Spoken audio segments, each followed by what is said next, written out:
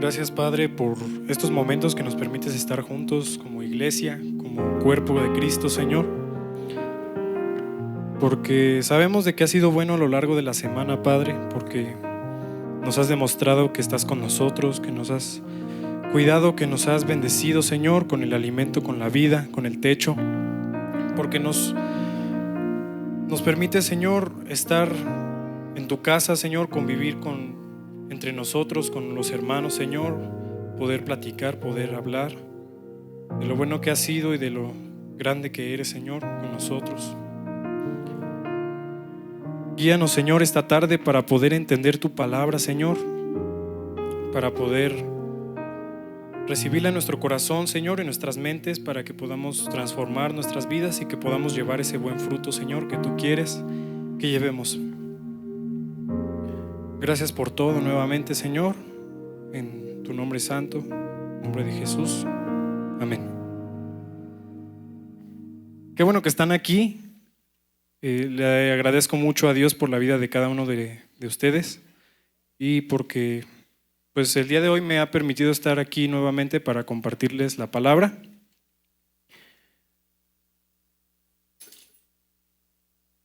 Hay muchísimas cosas, hermanos, muy valiosas alrededor del mundo.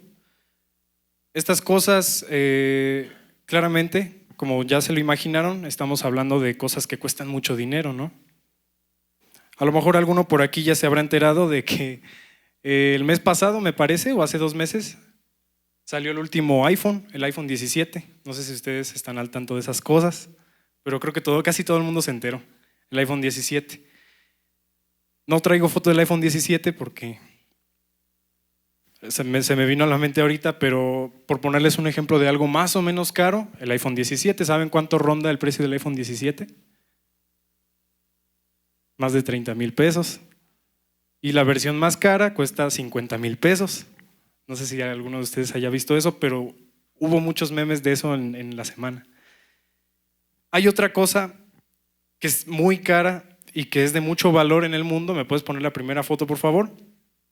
Esos tenis de Nike de Volver al Futuro, que tienen lucecitas y que les puchas un botón y que se amarran solitos. No sé si alguno de ustedes lo haya visto, pero nada más porque hacen eso. ¿Saben cuánto cuesta? El iPhone cuesta un poquito menos de $2,000. ¿Saben cuánto cuesta esto? Cuesta sobre los $80,000. Y tengo entendido que hay muy poquitas unidades en el mundo. Y pues es Nike, ¿no? Tiene la palomita. Si te adentras a lo tonto, porque hay cosas tontas que se venden muy caras, ¿puedes poner la segunda, por favor? Está este señor. Uno pensará que pues, su camisa es de Temu y los collares y todo eso también es de AliExpress o de Shein o algo así, ¿no? Pero a pesar de que a lo mejor este señor no es de raza europea o por el estilo, a lo mejor es de la India, tengo entendido, algo por el estilo, pero sí que es real la camisa que tiene, si es de oro, de 24 quilates, así al 100%. Y el costo, y ese señor se anda ahí por la calle así nomás con esa camisa y se hizo popular por eso nomás. Y esa camisa ronda los $250,000 más o menos, o sea como que $250,000, ¿sí? También está esta otra cosa más interesante, puedes poner la otra. Es este reloj, está chido honestamente, muy bultoso pero está chido. Este reloj, así como lo ven, no se ve tan complejo como cuando uno desarma un reloj y lo mira de sus engranes y todo, pero detrás de eso hay mucha ingeniería. Te dice hasta los meses del año y todo, y como suponieron, y como vamos en escalerita, este es más caro todavía. ¿Quién le quiere adivinar cuánto cuesta? Este reloj, pon el video para que lo watchen. Este reloj ronda más o menos los $500,000, más o menos. O sea, es $500,000. Yo creo que más que una casa de aquí y de las chidas, ¿no? Ya puedes limpiar si quieres. Hay un montón de cosas caras en el mundo, ¿verdad? Y yo creo que hasta si nos topamos con esas cosas, da miedo ponerles las manos encima, ¿no? Porque no los vayas a llenar de grasita de los dedos. ¿Quién de nosotros ha gastado una cantidad considerable de dinero en algo? Yo creo que todos o casi todos. Si no es en unos tenis, es en ropa, y si no en un celular, por ejemplo. Pero yo creo que todos hemos gastado bastante dinero en algo, en un coche, en la casa, etcétera, ¿no? Yo me acuerdo que hace unos años había un meme de los tenis de Nike, precisamente no de estos, sino de tenis normales para todo el mundo. Y no sé si a ustedes les ha pasado que cuando caminan con ellos, pues se les salen arruguitas y como que se doblan. Son como que muy, no sé, se gastan muy rápido. Y sale un meme de que, porque hay gente que no le gusta eso, pero realmente está obsesionada con que no se les maltraten. Y dice de que para que no dobles tus tenis, le pongas una especie como de caparazón o algo así adentro, en la puntita, y luego te pongas así y empiezas a levitar y no camines, para que no se doblen. ¿Sí? Eso en un caso más real, estar caminando así como soldado, ¿verdad? ¿Para qué? Para que no se doble. ¿A cuántos de ustedes no les ha sucedido eso?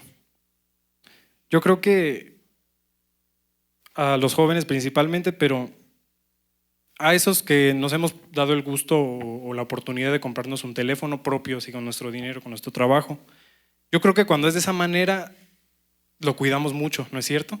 Cuando es algo que nos costó trabajo, que es valioso de alguna manera para nosotros, yo creo que lo cuidamos mucho, ¿no? A pesar de no ser un modelo caro, yo considero que es una inversión ya algo elevada, ¿verdad? Porque hoy en día no es un gusto, es una necesidad. La alarma, la cámara y todo esto ocupamos al día con día, ¿verdad? Pero estas cosas pues no son comparables con las cosas anteriores que vimos que rondan los $500,000 y esas cosas, ¿verdad? Sin embargo, las cuidamos, ¿no es cierto? ¿Por qué? Porque tienen un valor. A veces no es un valor de trabajo, pero sí es un valor intrínseco que le damos a las cosas, como valor sentimental, por ejemplo, ¿no? Es normal que las cuidemos y que les tengamos valor porque nos costaron trabajo. Piensa en eso que tú tienes en tu vida que tanto trabajo te ha costado lograr. Ponlo en tu mente ahorita. Puede ser, como les decía, algo material o algo que tenga un valor intrínseco muy elevado, que incluso podría ser invaluable para ustedes. Ponlo en tu mente. ¿Qué son esas cosas o esa cosa que tú tienes en tu vida que vale mucho para ti? Puede ser tu teléfono, por ejemplo. Puede ser un coche. Puede ser tu Chevy tuneado. Puede ser tu Itálica FT150. Puede ser tu casa. Puede ser ropa. Puede ser tu vida financiera estable. Puede ser tu esposo o esposa. Puede ser tu familia. Puede ser un hijo o tus hijos. Puede ser hasta incluso tu propio carácter. A lo largo de todos estos años que lo has forjado, puede ser tu carácter, ¿no? Puede ser tu puesto de trabajo o puede ser experiencia en lo que sabes hacer, ¿verdad? Ahora, después de que yo me imagino que ya todos lo tienen en mente, eso que tanto trabajo les ha costado, eso que tiene mucho valor, piensa que no se compara así con los tenis de $250,000 y con un reloj caro, ¿verdad? Piensa en que de todas maneras te ha costado trabajo y piensa en que sí vale mucho para ti, pero quiero que te hagas una pregunta, ¿ok? Después de pensar en eso que estás pensando, ¿qué tanto estamos valorando lo que verdaderamente tiene valor? Es un problema que la iglesia de Colosas tuvo hace muchos años, ¿sí? Ahorita vamos a meternos bien en eso, pero ellos tenían algo muy valioso en sus vidas y lo estaban dejando perder. Es equivalente a que te compras tus tenis Nike de Volver al Futuro y los dejas en el garage sin usar, así, empolvar, y ustedes saben, ¿no? Las cosas que guardas a veces se maltratan más que usándolas, ¿verdad? Y eso estaban haciendo los de Colosas. Tenían esto valioso, tenían esto de valor, y lo que estaban haciendo era dejarlo perder. ¿Sí? No estaban tratando tan cuidado como tratarían a su Chevy tuneado, a su carrera, a su vida que han construido con tanto esfuerzo, a su independencia financiera. No lo estaban tratando como también tal vez nosotros hoy no estamos tratando con valor lo que verdaderamente tiene valor. Por el contrario, estamos cuidando otras cosas que quizás para nosotros tengan mucho valor, pero a los ojos de Dios no. Y esta cosa tan valiosa de la que yo les hablo, como seguramente ya todos se anticipaban, es el Evangelio puro. Es nuestra esperanza en Jesús, ¿sí? Y yo les puedo asegurar que esto es más valioso todavía que eso que ustedes pensaron hace un momento, que tiene mucho valor en sus vidas. Y hubo personas ciertamente a través de la historia y a lo largo de su vida que cuando se toparon con el Evangelio inmediatamente supieron que tenía valor. Y su vida reflejó el valor que ellos le habían dado a eso que recibieron, en este caso el Evangelio, ¿verdad? Todos sabemos la historia de los 12 apóstoles, o de los 11 más uno después, igual 12, ¿verdad? Ellos sabían verdaderamente que Cristo y el reino de Dios tenían tanto valor que decidieron no solo morir en vida, es decir, abandonar a las cosas que ellos pensaban que tenían valor, o abandonar las cosas que ellos habían construido tal vez desde chiquitos, y muy probablemente, porque la cultura judía así es. Ellos abandonaron todo eso para seguir a un desconocido en un principio, a un carpintero judío, y después de comprobar que esta persona no nada más era una persona normal, sino que era el mismo Hijo de Dios, decidieron dejar todo y seguir a esa persona, porque estimaron de más valor eso que, por ejemplo, a lo mejor esposa, en caso de Pedro, porque sabemos de que tenía esposa. En caso de Pablo, ya hablaremos más adelante, muchas cosas de valor que nosotros diríamos, bueno, Pedro pues era un pescador, ¿no? Tenía su trabajo humilde y todo lo que quieras, pero Pablo era una persona más importante y lo mismo, ¿verdad? Y tan es así que al final de sus días lo pasaron como mártires con tal de tomar eso que es de más valor en comparación con sus mismas vidas, ¿sí? Vamos a leer Hechos, capítulo 12, versículo 1 al 2, y con esto entramos a la primera parte del mensaje del día de hoy. Esta es la manera en la que Santiago, hermano del apóstol Juan, del que escribió el Evangelio de Juan, Santiago murió, ¿sí?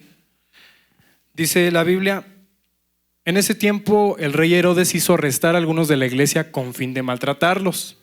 A Santiago, hermano de Juan, lo mandó a matar a espada, ¿sí? Él fue uno de los primeros, no el primero, pero sí uno de los primeros mártires que se registran en la Biblia. ¿Y por qué lo mató? ¿Porque era su amigo? No, porque precisamente él tenía algo por lo cual estaba luchando en contra, obvio, del rey Herodes, ¿verdad? ¿Por qué? Porque no renunció a eso, que en un principio tiene más valor que yo creo que toda su vida completa, ¿sí? También por fuentes externas a la Biblia tenemos registros de las muertes de otros discípulos de Jesús. Por ejemplo, a los que estamos aquí, que sabemos un poquito de tradición, sabemos de que Pedro fue crucificado, ¿verdad? Aunque no lo menciona la Biblia, pues tenemos esa parte de la historia que a lo mejor nos relata de que Pedro fue crucificado. Por otra parte, Pablo pues fue decapitado. Lo sabemos no por la Biblia, pero sí por registros históricos externos, ¿sí? Hay un libro de un historiador que se llamó más bien Eusebio de Cesarea, ¿sí? Y él escribió una obra que se llama Historia de la Iglesia o Historia Eclesiástica, es lo mismo, ¿sí? ¿Puedes ponerme la cita de Eusebio, por favor, la primera? En esta cita, Eusebio escribe: Pablo fue decapitado en la misma Roma y que Pedro también fue crucificado. Y los cementerios allá designados por los nombres de Pedro y de Pablo confirman este registro, ¿sí? Es decir, Pedro y Pablo de la misma manera también, abandonándose a uno mismo, prefiriendo más bien la muerte que la vida misma aquí en la tierra, decidieron valuar su vida menor que el Evangelio. Ellos pusieron el Evangelio por encima que su vida misma. Entonces ellos habían conocido el valor verdadero que tenía el evangelio, ¿verdad? Por ejemplo, en el caso de Pablo, ¿sí? Para quien no sepa quién es Pablo, es este mismo del que estamos hablando al final, Pablo. Él escribió una epístola a los filipenses, una carta a los filipenses. Vamos a leer Filipenses 3 y ya todos sabemos esta parte de la Biblia, ¿verdad? Y para quien no lo sepa, ahorita la vamos a repasar. Puedes ponerla, Filipenses 3, 4 al 8. El versículo 4 empieza y es Pablo. Dice, yo mismo tengo motivos para tal confianza. Se los voy a leer en NBI porque es más entendible. Si cualquier otro cree tener motivos para confiar en sus esfuerzos humanos, dice Pablo, yo más. Circuncidado el 8º día, del pueblo de Israel, de la tribu de Benjamín, un verdadero hebreo, una persona muy tradicional, vaya, ¿no? En cuanto a la interpretación de la ley, fariseo, es decir, en cuanto a académicamente hablando, una persona que enseña a otras personas, ¿sí? Un maestro de maestros. Y sigue diciendo, en cuanto a celo, perseguidor de la iglesia.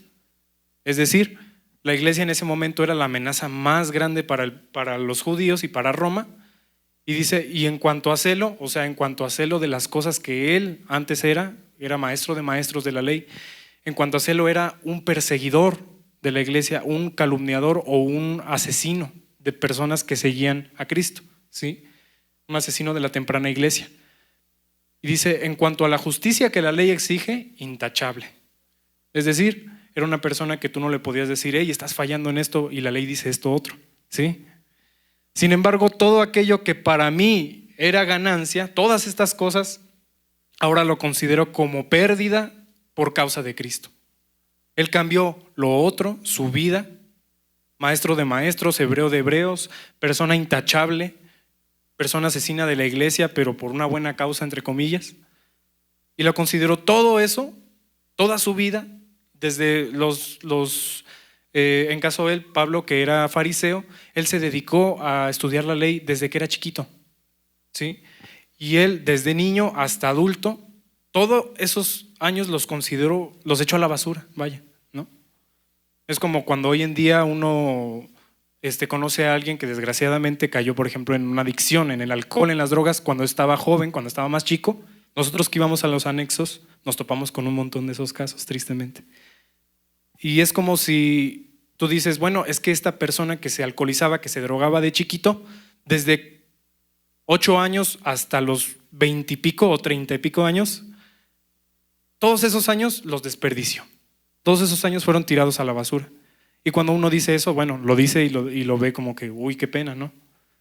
Y yo creo que a los ojos de cualquiera, el desperdiciar todo eso, pero por el contrario, de puras cosas buenas de estudio, de carrera, de obedecer la ley, de a lo mejor una disciplina por ahí, todos estos esfuerzos, todo este sufrimiento que le llevó crear toda esta vida, todo este conjunto de diplomas o de papeles que lo certificaban como una de las mejores personas o de personas más importantes de la ley judía, echados a la basura.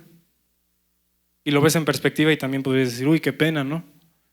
¿Por qué? Dice, por causa de Cristo. Y el versículo 8 dice, y esto es interesante en NBI, es más, todo lo considero pérdida por razón del incomparable valor de conocer a Cristo Jesús, mi Señor. Por Él lo he perdido todo y lo tengo por estiércol a fin de ganar a Cristo. ¿Verdad? Ahí está clarísimo. Pablo no solo prefirió ser decapitado en Roma, que le corten la cabeza por Cristo, sino que también él prefirió darse por muerto ante el mundo, ante todas esas personas que le decían maestro de maestros y que llegaba en un lugar y que todos se inclinaban, ¿no? O que llegaba a algún lugar y que casi todos se persinaban. Llegar de eso a considerarlo por basura, por estiércol, dice la NBI, que considero que es una traducción un poquito más apegada al original, al idioma original. Prefirió no nada más morirse, que le corten la cabeza y todo, no, prefirió también echar a la basura todo a fin de ganar a Cristo, dice. ¿Verdad? Otro ejemplo de alguien que murió por Cristo en esta misma obra que estábamos checando de Eusebio. ¿Puedes ponerla, por favor? Es la muerte de Santiago, pero no del Santiago que hablamos antes, sino del Santiago que estamos estudiando, el libro de Santiago, el medio hermano de Jesús, hijo de María y José. Dice la cita: y se volvieron contra Jacobo, hermano del Señor. Jacobo es otra traducción para nombre de Santiago. Y el modo en que Jacobo murió ya se ha dicho antes con una cita de Clemente, otra persona, que dice que fue echado desde el pináculo del templo y que después fue golpeado con mazos hasta morir. ¿Quién se atreve a aventarse de aquí y que luego le den de martillazos hasta que se muera? Es algo muy radical y hoy en día todos dirían, no, pues es que como que está muy violento, ¿no? La generación de cristal diría, ay no, como que me quiero desmayar. Pero en ese tiempo, aparte de que no había internet, ¿verdad? En ese tiempo van a decir algunos, es que no tenía que hacer. No, es que Santiago estaba profesando la fe de Cristo, estaba prefiriendo que lo aventaran de aquí hacia afuera y que lo mataran antes que perder eso que ya se había ganado primero, el evangelio, ¿verdad? Incluso en la misma Biblia, no nada más hablando de muertes, hablando de escritores que nos regalan unas cartas que tienen un contenido muy profundo y muy apasionante acerca del evangelio. Puedes limpiarlo si quieres. Nos regalan ciertos fragmentos que nos enseñan o que nos dejan ver un poquito de lo que ellos pensaban o de lo que ellos tenían cuando venía a su mente el evangelio, cuando venía a su corazón el evangelio.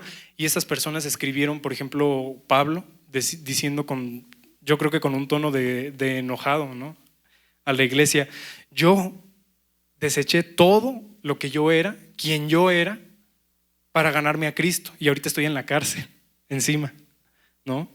Hay otro fragmento de Pedro que no vamos a ver por tiempo, pero que dice que está hablando también del evangelio, que a los profetas se les reveló, no para sí mismos, dice, sino para nosotros, los cristianos, las personas que vivimos después de Jesús.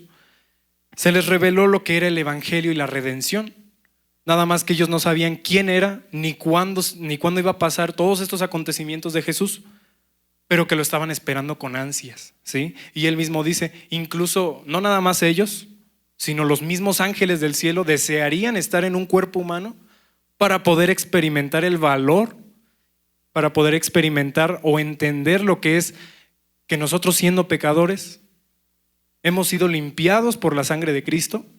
Y ahora delante de Dios ya no somos nosotros, sino que es Cristo mismo, y tenemos vida eterna en Él, ¿verdad? Son cosas, dice Pedro, que aún anhelan mirar los ángeles mismos de Dios, ¿verdad?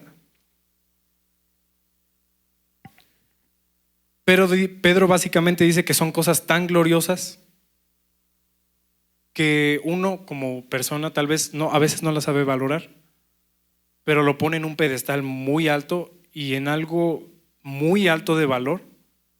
Yo creo que más que cualquier otra cosa en el mundo, ¿verdad?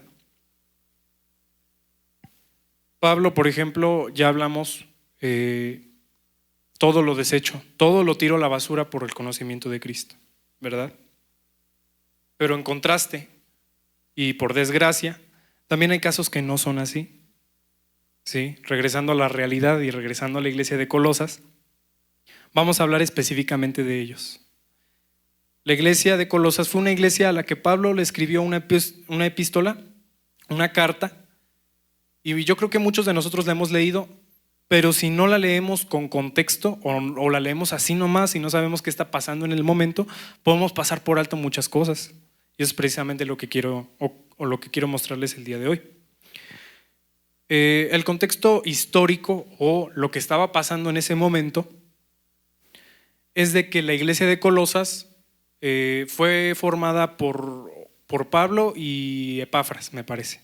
Pablo y Epafras, ahorita lo vamos a checar. Fue una iglesia fundada en Colosas y estaba compuesta por personas judías, como Pablo. Él decía, soy hebreo de hebreos, de la tribu de tal. Era persona que tenía esas creencias, un grupo de personas que tenían ese tipo de creencias, ¿no?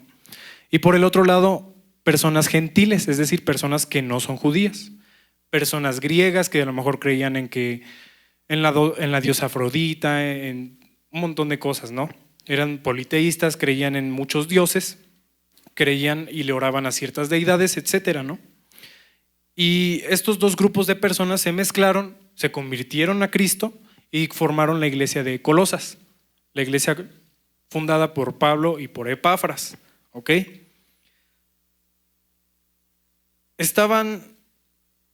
Ellos lo que estaban haciendo en ese momento en el que Pablo les escribe la carta, ellos estaban mezclando las cosas del día a día que ellos eran antes. Por ejemplo, Pablo, que era judío, ellos estaban mezclando, por ejemplo, el día sábado. Los judíos lo que hacían en días sábados era no hacer nada prácticamente, ¿sí? Como aquí en Zitácuaro los jueves. En ese momento los judíos también lo que creían era de que comer carnitas no estaba bien, de que era impuro. Comer carnitas, comer murciélago, comer caballo, por ejemplo, comer camello, comer ciertos insectos, ellos creían de que estaba mal, ¿sí? Y ese tipo de personas que creían estas cosas ya estaban como que mezclando todas esas cositas bajita en la mano con el cristianismo. De la misma manera los gentiles, ¿ok? Pablo no trata específicamente temas gentiles, salvo tal vez uno, en estos capítulos de Colosenses que vamos a ver. No trata doctrinas en las que yo les podría decir, por ejemplo, los gentiles creían en esto y tal. A grandes rasgos, pues yo lo que les podría decir es de que son politeístas, le oran a Marte, le oran a Júpiter, le oran a la diosa Afrodita, etcétera, pero nada más, ¿ok? Y Pablo lo que trata es sí un tema que posiblemente se haya infiltrado de los gentiles, pero principalmente trata todos estos temas de judíos que se estaban infiltrando en la iglesia, ¿verdad? Ellos lo que estaban haciendo era revolver todas estas cositas, muchas cosas con el cristianismo, ¿sí? Cositas de que ellos venían de esa vida, ellos venían de una vida antigua que sí practicaban esas cosas, pero ahora como nuevas criaturas en Cristo ya estaban confundiendo, ¿sí? Ahora vamos a checar el capítulo 1, en el que Pablo empieza a tratar temas básicos doctrinales, ¿sí? En un principio no los trata de manera directa, o sea, no les dice, esto está haciendo mal, ¿sí? Vamos a checar eso ahorita. Después, ya en el capítulo 2, ya empieza a tratar directamente los temas, ¿ok? Y vamos a dividirlo en 3 partes para que sea más sencillo, ¿sí? Parte número 1, el saludo de Pablo, ¿ok? Parte número 2, el recordatorio de lo que es el evangelio, ¿sí? Para que no se les escape. Y parte número 3, falsas doctrinas. Bien, para empezar y para abrir con la parte número 1, vamos a Colosenses 1:1. Ahí empieza la epístola y Pablo empieza presentándose. Pablo, apóstol de Jesucristo, esto ya no lo sabemos casi todos, por la voluntad de Dios, y el hermano Timoteo, 2 remitentes, ¿ok? Versículo 2, destinatario, a los santos y fieles hermanos en Cristo que están en Colosas, gracia y paz sean a vosotros de Dios vuestro Padre y del Señor Jesucristo, ¿ok? Es un saludo. Versículo 3, dice, siempre estamos orando por ustedes y le damos gracias a Dios, el Padre de nuestro Señor Jesucristo. Siguiente. Dice, ¿por qué les damos gracias? Porque hemos oído de su fe en Cristo Jesús. No comienza regañándolos, si se dan cuenta. Hemos oído de su fe y también hemos oído del amor que se tienen unos con otros. Esto es de los santos. Ahí dice, del amor que tenéis a todos los santos. Versículo siguiente. ¿Por qué? ¿Por qué tienen esa fe? ¿Por qué tienen ese amor? Dice que es a causa de que saben que tienen una esperanza guardada en los cielos, la cual ya oyeron, ya conocen. O sea, Pablo no está descartando que la conozcan. Pablo no está diciendo, ustedes nunca fueron cristianos y herejes. No, les está diciendo, ustedes ya escucharon, ¿sí? Hay buenos frutos, podemos observar estas cosas. Y sigue diciendo versículo 6. Por la palabra verdadera del evangelio que ha llegado hasta ustedes, así como a todo el mundo. En ese momento estaba creciendo muy rápido el evangelio y lleva fruto y crece también en ustedes desde el día que oyeron y conocieron la gracia de la verdad, ¿ok? Y versículo 7, como lo habéis aprendido de Epafras, la persona que estaba encargada de esa iglesia en ese momento, como quien dice el pastor de la iglesia, ¿no? Dice nuestro consiervo amado, es decir, nuestro compañero, por así decirlo, que es un fiel ministro de Cristo para ustedes. Y versículo 8 dice, quien también nos ha declarado vuestro amor en el Espíritu, ¿ok? Es interesante analizar un poquito lo que Pablo les dijo ¿Por qué? Porque no les está diciendo que no son cristianos o que están mal en un principio o que están perdidísimos, ¿verdad? Le está diciendo, ya hubo un momento en el que les compartimos de Dios, ya hubo un momento en el que los evangelizamos, vaya, ustedes recibieron y nosotros podemos ver en ustedes las buenas obras, los buenos frutos de santidad, de amor fraternal. Y dice, y también Epafras, su líder o su pastor, su ministro, nos ha dicho de que estas cosas son así, ¿ok? Es interesante analizar también a Epafras porque, por ejemplo, su nombre se deriva de la diosa Afrodita, diosa no cristiana, obviamente, ¿sí? Y Epafrodito era su nombre y Epafras es como un apodo amistoso, ¿no? Es como un apodo como a las Marías que les dicen Mari, ¿verdad? Más o menos así. Y si estudiamos un poquito Epafras, nosotros nos topamos con que, aparte de ser un cristiano convertido de Macedonia, era una persona a la que Pablo se refería constantemente como un gran siervo de Dios, una persona que cumplía su labor, ¿sí? Por ejemplo, en Filipenses 2:25, que no vamos a leer, Pablo nos habla de que Epafras fue a la iglesia de Filipos para ayudar al proceso de Pablo en Roma, ¿ok? Y luego Epafras les llevó donaciones a los filipenses. También nos topamos por ahí con que Epafras se enfermó, no le dio una enfermedad normal de tos o así. Epafras estaba a punto de morir, 2 veces de hecho. Sale de la enfermedad, se cura y luego cuando va a la misión casi lo matan, ¿sí? Pero él dio su vida por el amor del evangelio. Eso está en Filipenses 2:26. Y dice luego también de que Epafras regresó tal vez con una carta con recomendaciones y Pablo, como ya dije, lo elogia de una manera que no podemos encontrar en casi ninguna persona a la que Pablo se refiere como gran siervo de Cristo, ¿sí? Con expresiones muy poco comunes, ¿sí? Entonces hay partes en la Biblia en la que se le dice Epafrodito, hay otras partes en las que se les dice Epafras, pero es la misma persona, no hay que confundirla, ¿ok?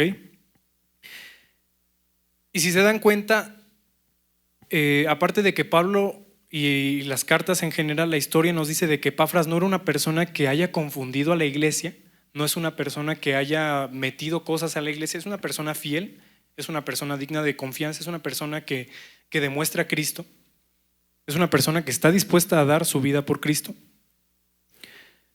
No nos encontramos con que es una persona irresponsable, ¿verdad? Como para que se hayan metido esas cosas. Ok, vamos a regresar a eso un momento, vamos a entrar al punto número 2. El punto número 2, aquí Pablo de los versículos 9 al 29 comienza a introducirlos un poquito más suave, como dicen algunos con vaselina, para que no les duela, a estos temas doctrinales que a lo mejor ya se les estaban olvidando. ¿Sí? Vamos a checarlos rápidamente. Dice Colosenses 1:9, por lo cual también nosotros, desde el día que oímos esas cosas que ustedes hacen buenas, esos buenos frutos, no cesamos de orar por ustedes y de pedir que sean llenos del conocimiento de su voluntad en toda sabiduría e inteligencia espiritual. Si se dan cuenta, está orando fervientemente por sabiduría, por inteligencia para ellos, para la iglesia, para que anden como es digno del Señor, agradándole en todo y llevando buen fruto en toda buena obra y creciendo en el conocimiento de Dios. Nuevamente conocimiento, nuevamente sabiduría, ¿ok? Fortalecidos con todo poder conforme a la potencia de su gloria para toda paciencia y longanimidad, con gozo dando gracias al Padre que nos hizo aptos para participar de la herencia de los santos en luz, el cual nos ha librado de la potestad de las tinieblas y trasladado al reino de su amado Hijo, en quien tenemos redención por su sangre, el perdón de pecados. ¿Ok? Ahora, si se dan cuenta, está un poquito complicado, pero ahorita lo vamos a ver más claramente. Primero les dice que está orando para que tengan sabiduría, para que tengan conocimiento, para que sepan qué es qué y qué no es qué, ¿verdad? Eso es una oración a Dios y nada más está diciendo Pablo, yo estoy orando por esto para ustedes. Ya después vamos a entrar en lo que Pablo les dice. ¿Y esto para qué? dice para que anden como se debe andar según un cristiano, para que no anden haciendo cosas que hacen los demás, para que no se dejen influenciar por personas externas que a lo mejor tienen otro tipo de vida y que puedan andar como se debe, como un cristiano cabal, como un cristiano racional, como un cristiano verdadero. ¿Sí? Luego les dice que para que a su vez lleven buen fruto, lo mismo, y que el buen fruto al mismo tiempo los haría llenarse de buen juicio o de inteligencia, ¿verdad? Es como un círculo. Versículo 11 dice, fortaleciéndonos para tener en nuestro carácter rasgos que solo Dios produce. Y dice, para toda paciencia y longanimidad. Eso está medio chistoso, pero ¿puedes regresar al versículo? Y alguno de ustedes tal vez podría pensar de que paciencia y longanimidad es lo mismo, pero no. Ya de hecho lo hemos estudiado aquí en domingo y ustedes saben de que longanimidad se refiere a paciencia, sí, pero ante personas difíciles. Y lo primero, paciencia, se refiere ante situaciones difíciles, ¿ok? De hecho, el idioma griego, el cual se traduce aquí al español a paciencia y la otra palabra rara, el griego primero con paciencia se refiere a constancia, ¿ok? Nada más que la Reina Valera lo traduce paciencia, yo pienso un poquito erróneamente, sí, pero la idea que intenta transmitir es paciencia en circunstancias difíciles, constancia en el camino de Dios, a pesar de que las cosas se tornen un poquito difíciles. Y longanimidad, tal cual así está, se refiere a paciencia con personas difíciles, ¿ok? A final de cuentas les está diciendo que lo que él quiere es que sean constantes y pacientes, y yo diría que hasta cierto punto sufridos en cuanto a su caminar cristiano. ¿Qué quiere decir sufrido? Que llega una persona a picarte, cuchillito de palo le dirían algunos, y que no te hace nada, o que lo sufres en silencio, ¿ok?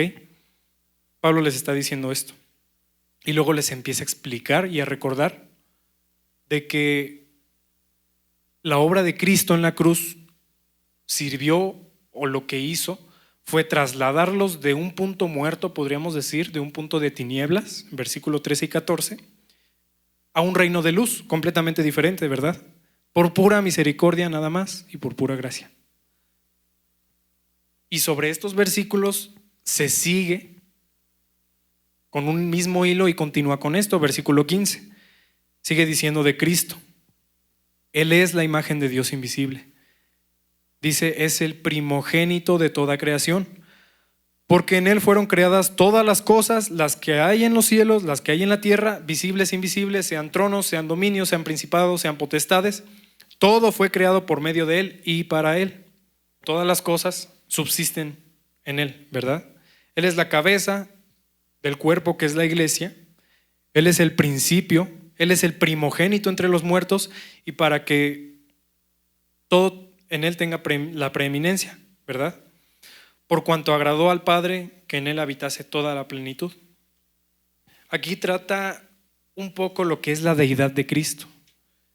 Y si ustedes se dan cuenta, le da títulos como la imagen de Dios, o que en Él habita toda la plenitud de la deidad de Dios, ¿verdad? Está diciendo, o está llamándolo a Jesús cabeza, está llamándolo primogénito, y básicamente lo que está diciendo en resumen es Jesús es Dios, ¿sí? Estos títulos o todas estas cosas, aunque los testigos de Jehová digan lo contrario, se refieren a la eminencia o al nivel de Cristo, en contraste tal vez con el de nosotros creados, ¿ok? Porque si se dan cuenta, Él afirma antes del tiempo Él ya era, lo cual no se puede sin que el tiempo no exista. ¿Y quién está fuera del tiempo? Nadie más que Dios, ¿ok? Entonces nada más es cosa de prestar detalles al texto para entenderlo, ¿sí? Después de decir que Jesucristo es Dios, sigue en el versículo 20 al 23, diciendo, ahora está pasando un poquito a teología, a cosas que tienen que recordar del Evangelio, y está diciendo que por medio de Cristo Dios reconcilió consigo todas las cosas, las que están en la tierra como las que están en los cielos, y lo que hizo la obra de Cristo fue hacer la paz mediante la sangre en la cruz. Y sigue diciendo el 21, A vosotros también, que erais en otro tiempo extraños y enemigos en vuestra mente, haciendo cosas malas, ahora ya no, ahora los ha reconciliado. Sigue diciendo el versículo 22. Los ha reconciliado en su cuerpo de carne por medio de la muerte, para presentaros ante Dios santos y sin mancha e irreprensibles delante de Él, ¿verdad? Y sigue diciendo algo bien interesante. Todo esto, sí, toda esta afirmación, para ser presentados santos y limpios y sin mancha y todo esto, si en verdad permanecéis fundados firmes en la fe, sin moveros de la esperanza del evangelio que habéis oído, la cual se predica en toda la creación que está debajo del cielo, de la cual yo, Pablo, dice, fui hecho ministro o fui hecho representante o portador de voz de estas buenas noticias, ¿verdad? Y ojo, si en verdad permanecéis fundados, ahí ya les está empezando a tirar un poquito de indirecta, ¿verdad? Luego termina diciendo estas cosas apasionantes que yo les decía que podemos encontrar en la Biblia, del valor que tiene el evangelio para él. El versículo 24 al 29 dice que se goza en lo que padece por la iglesia, en las cárceles, en el hambre, en el frío. Dice, y cumplo en mi carne lo que falta de las aflicciones de Cristo por su cuerpo. Y dice nuevamente, de la cual, evangelio, mensaje del cual fui hecho yo ministro y representante, según la administración de Dios, que me fue dada para con ustedes, para que anuncie cumplidamente la palabra de Dios. Dice, y esto es bien interesante, el misterio que había estado oculto durante siglos. Como Pedro decía, esto no era revelado para las personas que lo decían, pero para nosotros sí. Dice, el misterio que estaba oculto desde los siglos y edades, pero que ahora ha sido manifestado a sus santos, a sus hijos, a quien Dios quiso dar a conocer las riquezas de la gloria de este ministerio entre los gentiles, que Cristo en vosotros es la esperanza de gloria, a quien anunciamos amonestando a todo hombre y enseñando a todo hombre en toda sabiduría, a fin de presentar el evangelio, es decir, que Cristo es perfecto, es suficiente delante de Dios y por lo tanto suficiente para que nosotros a través de él obtengamos la gracia. Y dice 29, para lo cual también trabajo luchando según la potencia de él, la cual actúa poderosamente en mí. Aquí Pablo lo que hace es, y en el resto de capítulos de Colosenses, es volver a fundamentar o volver a recordarles las cosas que les había dicho en un principio, pero que a lo mejor ahorita ya se le estaban pasando a la iglesia. Prácticamente les está diciendo, oigan, este es el evangelio. Les recuerdo que esto es lo que nosotros les dijimos en un principio, y les recuerdo que si, nada más si permanecen firmes en la fe, estas cosas, así como se las estoy diciendo, de que Cristo los ha trasladado, de que Cristo los ha reconciliado, de que ahora son salvos, de que ahora delante de Dios la justicia de Cristo es suficiente para salvarlos, solamente si permanecéis firmes, fundados en la fe, ¿ok? En lo que en un principio les predicamos, en lo que en un principio les venimos y les dijimos, ¿sí? Y ahora entramos a la tercera parte, que es la parte en la que Pablo les señala directamente estas cosas que estaban haciendo. Y a lo mejor aquí empieza a tener un poquito de sentido lo del valor que les decía en un principio con lo que no estaban haciendo la iglesia de Colosas. Pablo, más adelante en los versículos del 8 al 9, nos está advirtiendo de personas y de doctrinas. En el capítulo 2, versículos 8 al 9.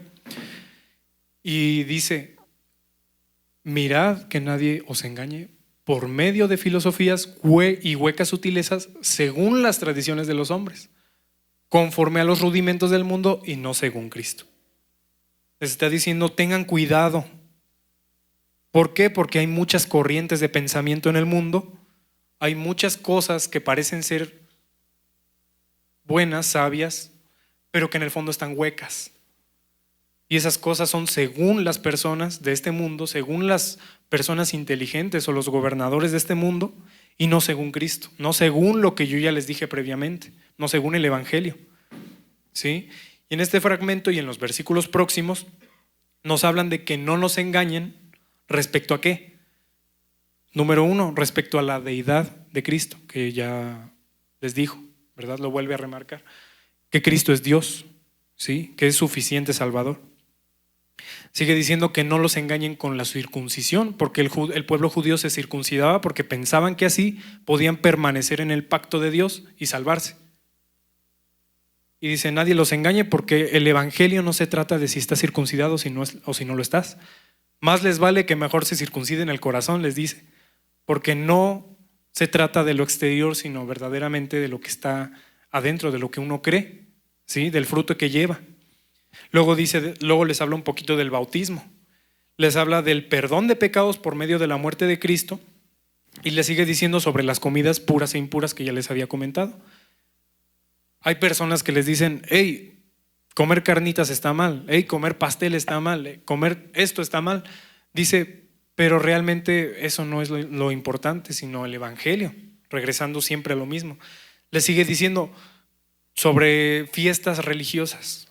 ¿Se acuerdan de que les dije que los judíos no hacían nada el sábado? Las personas judías de la congregación ya les estaban diciendo a las personas, hay que guardar el sábado. No se les olvide que el sábado se levanta tarde uno, ¿verdad? Les estaban diciendo un montón de cosas que pertenecían al judaísmo,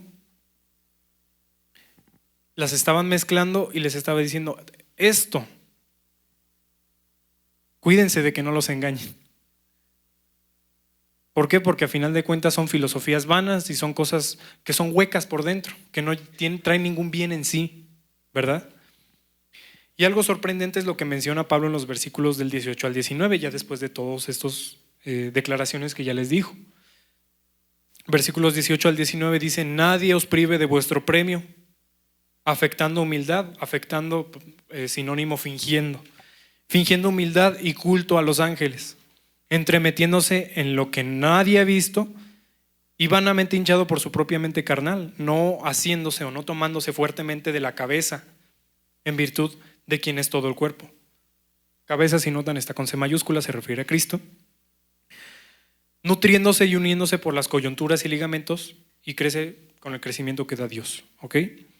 Si se dan cuenta, aquí habla de culto a los ángeles. Este es un versículo un poquito controvertido, pero este es el punto en el cual yo anteriormente les decía que posiblemente esto es influencia de gentiles, influencia de no judíos, y ellos efectuaban lo que humildemente o lo que de una manera presentable, de una manera amable, de una manera que parece ser buena, culto aparentemente bueno a los ángeles, ¿sí? Es una práctica que la Biblia prohíbe rotundamente y que sin embargo había ciertas personas que les estaban diciendo de que estaba bien y de que desgraciadamente se ha venido constituyendo, yo creo que hasta estos tiempos, porque sabemos de que hay muchas religiones que veneran a los ángeles, ¿verdad? Y Pablo nos menciona aquí esta práctica que considero doctrina plaga, y además de que está pues profundamente prohibida o rotundamente prohibida, estas personas ya la estaban revolviendo con el cristianismo, ¿sí? Y aquí hay algo bien triste, hermanos. La realidad es de que, como ya les dije, Epafras, y volviendo a Epafras un poquito, no era una persona que quisiera meter cizaña o que quisiera meter falsas doctrinas, y a pesar de que es un convertido macedonio que viene de otro lado, él jamás demostró ser una persona desconfiable ni una persona que quisiera infiltrar las doctrinas. Sin embargo, a pesar de tener un buen liderazgo, tristemente no siempre las personas abrazan el evangelio como es. A pesar de que una persona que tenga una buena doctrina o una buena palabra, no siempre y no necesariamente las personas que escuchan abrazan de forma completa la doctrina que es saludable o la doctrina que es sana. Y así como la iglesia de Colosenses no quiso ver el verdadero valor que tiene el evangelio y lo descuidaron, yo siento, hermanos, de que también muchas veces nosotros no valoramos el evangelio que nos ha sido predicado.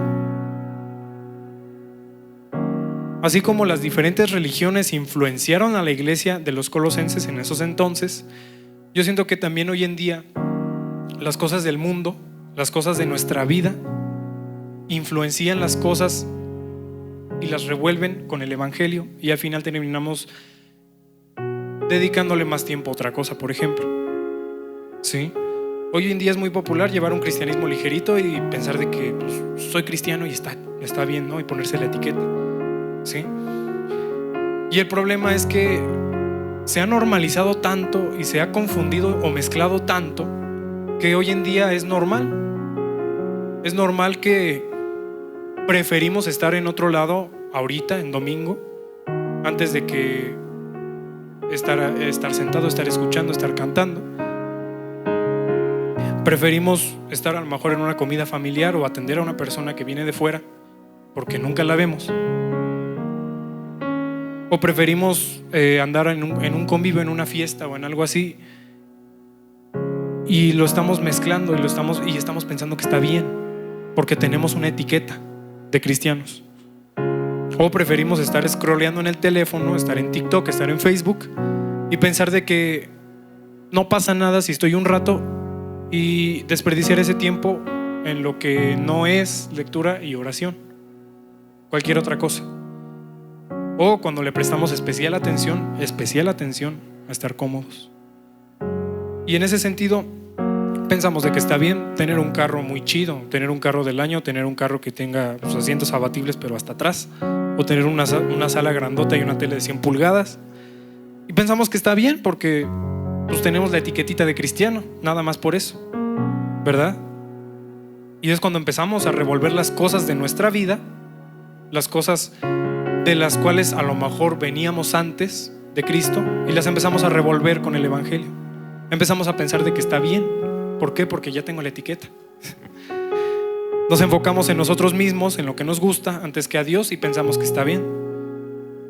Y estas influencias pues precisamente no vienen de Dios, vienen del otro lado, vienen del mundo, vienen de Satanás, o vienen incluso de hermanos cristianos desgraciadamente falsos, ¿verdad? Yo creo que son dos palabras que no deberían de estar juntas, pero están, ¿verdad? Gracias a estas influencias tenemos preferencias dobles, tenemos un alma dividida, como lo checamos el domingo pasado, me parece, que Santiago escribe que las personas de doble ánimo, las personas de alma dividida, son dos personas que tienen dos comportamientos diferentes, que están un día en la iglesia y el otro día haciendo otra cosa, ¿no? Un día en una fiesta, otro día en la iglesia, un día pasando 10 horas en TikTok y otro día pasando 2 horas, porque no creo que tanto, en la Biblia, ¿verdad? Si verdaderamente nosotros supiéramos el valor tan grande que tiene el evangelio, piensa en esa cosa que pensaste al principio que tiene mucho valor, y piensa en qué hubieras hecho ya con esa cosa, ¿no? Si es un carro, imagínate, lo avientas del pináculo del templo y le das de martillazos, ¿no? O un celular. Si es ropa, imagínate ya, si hubieras abandonado todo por Cristo, pues a lo mejor ya lo hubieras quemado, ¿no? O regalado. Yo creo que es mejor. Y hoy en día ya no podemos morirnos por el evangelio, por lo menos no aquí en Zitácuaro, ¿verdad? Pero sí podemos entregar esas cosas a Dios y nosotros mismos también entregarnos a Dios. ¿Para qué? Para vivir para Dios y morir para el mundo, ¿verdad? No una muerte literal, sino una muerte como la muerte en vida de Pablo que les comenté, desechar toda su vida con el fin de ganarse a Cristo. Y hermanos, verdaderamente pónganse a pensar. Esto yo creo que no es cuestión de prioridades. Yo creo que es tonto pensar o poner a Dios en la balanza, ¿verdad? Esto no es cuestión de prioridad. Esto es cuestión de no revolver las cosas con el evangelio, y de el evangelio puro y duro, como quien dice. Ese evangelio, vivirlo, abrazarlo completamente, y al mismo tiempo y por ende desechar todas esas cosas que no sirven, y todas esas cosas de las cuales a lo mejor venimos, sí, esas cosas que a lo mejor en el camino nos agarramos, pero desecharlas con el fin de morir nosotros ante nosotros mismos, yo diría, o ante el mundo, y ganarnos a Cristo. Y hay una parábola, yo creo que muy acertada para esto, Mateo 13:44, para terminar. Además, el reino de los cielos es semejante a un tesoro escondido en un campo. el cual un hombre halla y lo esconde de nuevo, y se va gozoso por ello, y va y vende todo lo que tiene y compra aquel campo y se queda con el tesoro, lógicamente, ¿verdad? Esto es lo que muchas personas en la antigüedad, como ya vimos en un principio, hicieron y que en la actualidad han hecho cuando encuentran el evangelio verdadero. Van gozosos ya que entendieron lo que vale el evangelio, ya que entendieron que el evangelio vale más que su trabajo, que su posición social, que ese estatus que han construido a lo largo de los años, que una fiesta, un convivio, que un familiar, que amigos, que el placer, que un pecado, que estar cómodo, que tener muchos bienes. Y murieron a todo eso con el fin de ganarse algo que es mayor. Y por el contrario, yo siento que los que encuentran ese tesoro muchas veces lo que hacen es, lo encuentran y agarran un poquito y van y se compran un chemo en el jardín, por ejemplo, ¿no? Porque son adictos a comer. Y van y agarran otro poquito y se compran una hamburguesa del peloncito, ¿no? Y van y agarran el dinero y se lo gastan en una camisa de marca o en zapatos de marca. Y van otra vez y agarran un poquito y tunean su Chevy, y tunean su Suru. Van y agarran un poquito y se compran un teléfono chido, ¿no? Y en lugar de valorar más el evangelio, lo empiezan a confundir y a revolver con otras cosas, ¿sí? Prefieren descubrirlo y tenerlo como una pequeña parte de su vida, un secretito que como que te da algo, no sé, un golpe de paz a lo mejor, ¿no? Un golpe de que llegas a la iglesia y de que se siente bonito cantar las alabanzas, ¿no? Una parte bonita y chiquita de su vida que les pone una etiqueta que lo hace sentir parte de algo, de una comunidad, y hasta ahí. Y dicen, sí, ya vi que hay muchas monedas, no sé cuántas son, no sé cuánto valen, pero igual yo ya vi que si extraigo y compro, me lo aceptan, ¿no?